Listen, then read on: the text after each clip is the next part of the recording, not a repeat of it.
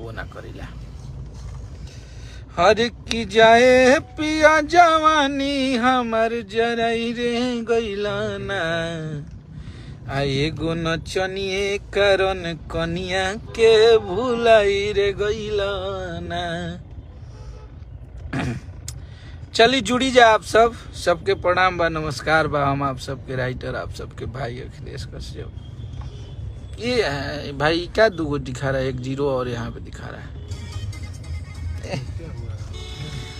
चलिए जुड़ जाइए जा आप सब, खाती गुड न्यूज बा। और फटाफट शेयर करी जा आपके हिट मशीन के बहुत ही तगड़ा गाना। एगो गाना लिखले रहनी आज से 1.5 साल पहले हमनी के गौले रहनी जा, ओकर जौन के अभी शूटिंग कुछ दिन पहले हमनी के कैले रहनी जा 2-2.5 महीना। और बहुत तगड़ा गाना बा, मजा भी आई आप सबके, सुपर डुपर हिट बा। आप सबके एकदम हिट के गारंटी आपका कश्यप ले लिया। गाना बजेगा, आप लोग को पसंद आएगा, इसकी गारंटी हम। और बहुत सारे कुछ भाई ऐसे हैं जो हमारे गाने को सुन भी लिए होंगे, क्योंकि मैं आज से 1.5-2 महीना पहले अन्नपूर्णा फिल्म पे कुछ देर के लिए उस गाने को पब्लिश किया था, क्योंकि गाने लीक हो गए थे हमारे ये। और अभी जो हमारा पंगा चल रहा है कोर्ट कचहरी वाला, तो इस वजह से हमारे चैनल पे वो गाना अभी नहीं आ सकता है, ना आ सकेला। तो ओकरा के हम ये से रखले रहनी कि अगर केहू वो गाना के हमरा ऐसे तो ऑडियो हम साल भर पहले ही चढ़ा के रखले रहनी, लेकिन वीडियो भी ओकर अपना चैनल पे चढ़ा के और पब्लिश थोड़ी देर खातिर कह देनी कि लोग के गाना अगर कहीं चुरा के हमार गावत तो ओकरा के स्ट्राइक मारे में आराम है कि गाना के बंद कर सकता आदमी। तो बहुत सारा लोग वो गाना के हमार कॉपी भी कैले बाने और बहुत सारा लोग गौले भी बाने, लेकिन कोनो बात नहीं के, कुछ लोग के बंद भी कैनी जितना लोग के लौकल। और बहुत सारा एकरा के लीक भय और वायरल होता एट ए टाइम में आप सबके बीच में हमनी के लेके आवत नहीं। और बहुत बड़ा गाना बा, आप सबके बहुत मजा भी आई, सुपर डुपर हिट गाना बा। गाना के अभी थोड़ा देर में पोस्टर भी आ जी, जौन एल्बम के नाम है कि दढ़िया बढ़िया लागेला। बहुत आज के नयका जनरेशन के जौन चीज बा वो सब आप सबके देखे के मिली, जौन के हमनी के युवा भाई सुनल चाहेलन। और जौन युवा भाई के आजकल जैसे कि हमनी के दाढ़ी रखत नहीं जाता, आज तक बिना दाढ़ी की क्लीन शेव में आजकल बहुत कमे लड़का रहता लोग, हमारे युवा भाई लोग। तो वो लोग के डिमांड पे ही गाना बनल बा और बहुत बढ़िया गाना बा। आप सब आशीर्वाद प्यार देव जा अपना हिट मशीन के।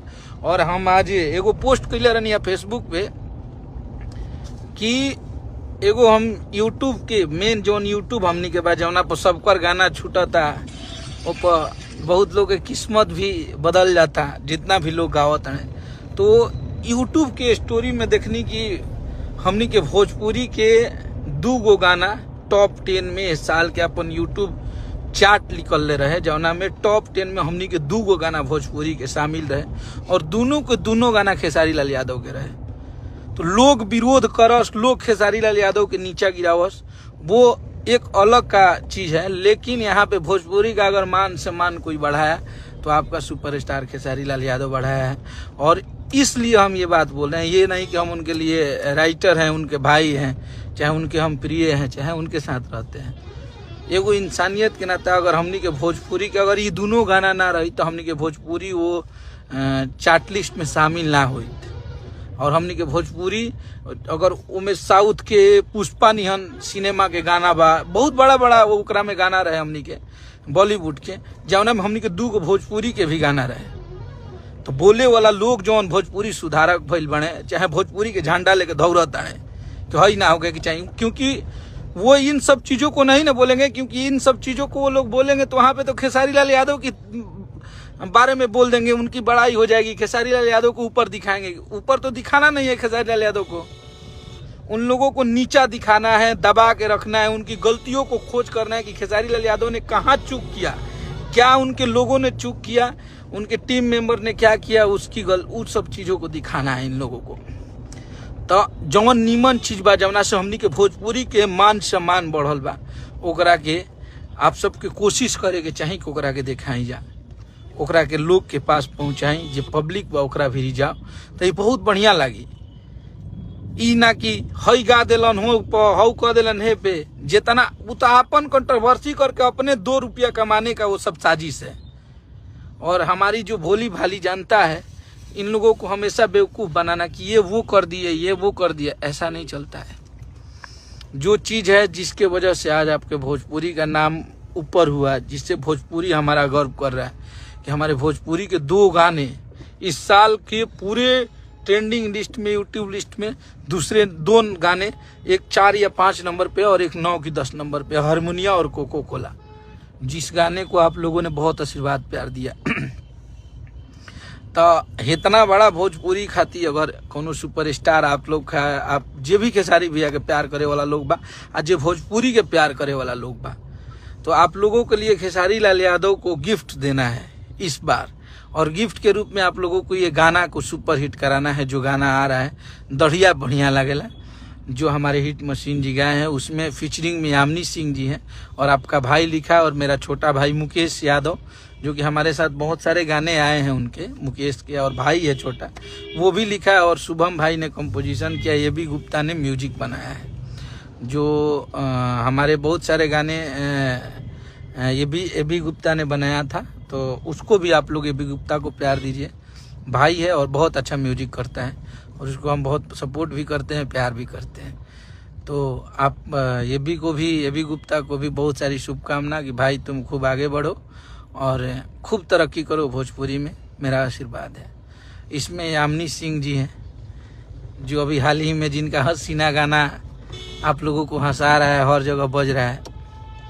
तो ये गाना के 9 तारीख के रिलीज कइल जाता खेसारी म्यूजिक वर्ल्ड पे। तो खेसारी म्यूजिक वर्ल्ड पे आप लोग तैयार रही जाए के बा। और हमरा उम्मीद बा कि गाना रिलीज होते ही आप लोग ट्रेंडिंग में लाइव जाए। और बहुत तगड़ा गाना बा, बहुत ही जबरदस्त गाना बा। वो हमनी के फेवरेट गाना है एकदम, मतलब जहिया शूटिंग होते रहे वो दिन हमनी की लागल कि गाना इस साल के सुपर हिट ब्लॉकबस्टर गाना हुई। और हमरा उम्मीद भी बा आप लोग के मोहब्बत मिली, कहाँ से कि बहुत अच्छा गाना बा। और जितना भी हमारे भाई रील क्रिएटर बा लोग, रील पे बनावे वाला बा लोग, सबके सपोर्ट के जरूरत बा। और आप लोग को गाना के सुनब जाता, आप सबके भी बहुत मजा आई, बहुत तगड़ा गाना बा। तो आप लोग तैयार रहो खेसारी म्यूजिक वर्ल्ड से सुबह 9 बजे गाने के रिलीज कर दिया। कल टीजर भी आप सबके देखे के मिली। तो आप अपने सुपरस्टार के लिए इससे बड़ा और कोई गिफ्ट नहीं हो सकता है। उसके गाने को आप लोग सुपर डुपर हिट कराइए और अपने हिट मशीन को आप लोग बहुत बड़ा सा गिफ्ट कीजिए। हाल ही में आप लोग देखे ही हैं कि जिस तरह से हम लोगों के साथ बर्ताव किया गया, बहुत ऐसे लोग थे जो हमें परेशान भी किए और हम लोग आज भी परेशान हैं। लेकिन काम करना है, अगर परेशान भी हैं तो आप लोग का मोहब्बत भी हम लोग को मिलना जरूरी है, आप लोग का इंटरटेनमेंट भी जरूरी है। कहीं से कि शादी विवाह के माहौल चला था और हमनी के सारा भाई आजकल शादी विवाह में बिजी बा लोग, मस्ती में बिजी बा लोग। तो आप लोग के डिमांड के पे हमने की गाना लेके आ रहा बनी जा खेसारी म्यूजिक वर्ल्ड से। तो प्लीज़ आप लोग तैयार हो जाइए और हिट गाना बा आपका कश्यप गारंटी ले रहा है। तो आप लोग निश्चित रहिए। हमार तो इसे खैर बहुत कम लिखीला, लेकिन जौन आवेला तो तूफाने रहेला, ये आप सबके पता ही बा। क्योंकि हमारे गाने कभी फ्लॉप नहीं आप लोग होने दिए हैं।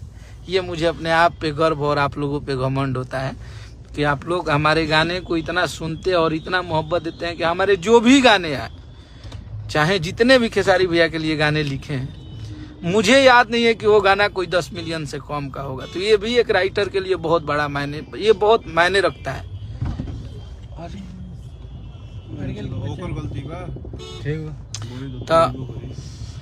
तो आप लोग एक ना एक 1000 बार सुनब भैया, बिल्कुल आप लोग मोहब्बत करेंगे, ये मुझे भरोसा है। और आप लोगों के आशीर्वाद प्यार की भी हमें प्रतीक्षा रहेगी। तो जितने भी हमारे भाई, नया साल के जरूर गाना आई भाई, बिल्कुल गाना आई और बहुत सारा गाना आई, बिल्कुल आई। लेकिन आप लोग जितना भी हमनी के खेसारी भैया के टीम के और खेसारी भैया के फैन वालों, आप लोग यहाँ पे आप लोगों को अभी जगना है और आप लोगों को अपने हिट मशीन के लिए ये गिफ्ट देना है और बताना है। काहे उधर जा रहे हो भाई टेल टाल के? अपने हिट मशीन को गिफ्ट करना है ये कि आपका हिट मशीन कितना प्यारा और कितना आप लोग हिट मशीन को प्यार करते हैं। आप लोग एकदम बता दीजिए इस बार। और जितने भी उनके न्यूज बनाने वाले, उनको प्रमोट करने वाले भाई हैं, उनके जितने भी फैन हैं भैया के, सब लोग आपकी परिचार्ज हो जाएगा बा और अपन टीम खेसारी के और KLY पावर दिखावे बा आप लोग के। सुपर डुपर हिट गाना को कराना है, और यही गाना सुपर डुपर हिट करा के हमें ठंडक पहुंचेगी। ये लगेगा कश्यप कहर आ रहा है और इतना बड़ा गाना आएगा तो आप लोग को बहुत अच्छा लगेगा, और हर गाने का जवाब यही गाना देगा। तो आप लोग बस तैयार हो जाइए, इसको एकदम धमाल मचा देना है। बहुत तगड़ा गाना बा, आप लोग आशीर्वाद प्यार जरूर देव जा, हमरा भरोसा बा जितना लोग वालों, और कश्यप का प्रमोशन चालू है तो आप लोग निश्चित रहे। जितने भी हमारे भाई कमेंट कर रहे हैं सबके हम एक ही साथ रिप्लाई तो नहीं कर पावत, लेकिन जितना लोग करता सबके भैया के प्रणाम बा, और लव यू टू बा सबके, सब लोग के, जितना दीपक दिलदार, आशुतोष सिंह, रंजनिया यादव, जितना भी लोग बालो सबके लव यू टू भाई। गीतकार प्रकाश प्रदेश, अरे प्रकाश बाबू कैसे हैं, लव यू आप सबको जितने भी हैं। भोजपुरी न्यूज अन्नपूर्णा फिल्म से कब आएगा? आप लोगों को मोहब्बत अगर रहेगा तो बहुत जल्द सब कुछ सही हो जाएगा ब्रदर। और अन्नपूर्णा फिल्म क्या, हमारी पहचान आप लोगों ने अन्नपूर्णा फिल्म से नहीं दिया है, हमारी पहचान एक राइटर के रूप में आप लोगों ने किया है और दिया भी है कि हम एक राइटर हैं। फिल्म कोई भी हो, गाना हमारा होना चाहिए और आप लोग का मोहब्बत रहेगा। वो तो आप लोग का अपनापन है और मोहब्बत है, तो ये लगता है कि वो चैनल आप लोग का है अन्नपूर्णा फिल्म। तो आप लोग को हमेशा उस चैनल की चिंता होती है और हमेशा आप लोग बोलते हैं कि कब आएगा, क्योंकि उस पर खेसारी भैया के 11 या 12 गाने आए थे और सारे के सारे गाने को आप लोगों ने सुपर डुपर हिट कराया था। तो ये भी एक भोजपुरी में रिकॉर्डे है। और इतना कम दिन में 2 मिलियन सब्सक्राइबर आज तक भोजपुरी में केहू के ना हो रहे, भले केहू कुछ बोलो। तो ये आप सबका भाई का कश्यप का रिकॉर्ड है और आप लोग का मोहब्बत है। तो आप सब बस ऐसी आशीर्वाद प्यार अपने हिट मशीन को बरसाइए। हिट मशीन को आशीर्वाद प्यार की ज़रूरत है, अभी मोहब्बत दीजिए। और हमारा भोजपुरी का झंडा इसी तरह नया साल में है। नया साल में भी हिट किए थे हम लोग, आगाज भी किए थे और अंजाम तक पहुँचे हैं। तो यहाँ भी हिट देंगे, क्योंकि 2023 आ रहा है तो 2022 को भी सुपर डुपर हिट दे के ख़त्म करेंगे और स्टार्ट भी सुपर हिट दे के किए थे। तो आप लोगों को अब चार्ज होना है और KLY पावर दिखाना है आप लोगों को। आप लोग बस तैयार हो जाइए, तुरंत आप लोग के बीच में पोस्टर आएगा। और थोड़ा कल सुबह में हो सकता है 12 बजे 11 बजे जितना भी समय हो, मैनेजमेंट टीम देखेगी अपना। जय बजे छोड़ते हैं, तो आप लोग बस आशीर्वाद प्यार बनाइए और गार्दा कर दीजिए। परसों दिन आप लोग तैयार रहिए 9 तारीख को गार्दा करने के लिए। कल टीजर और परसों दिन फिल्म धुरकुश उड़ा देवे के बाद। हर हर महादेव, जय माता।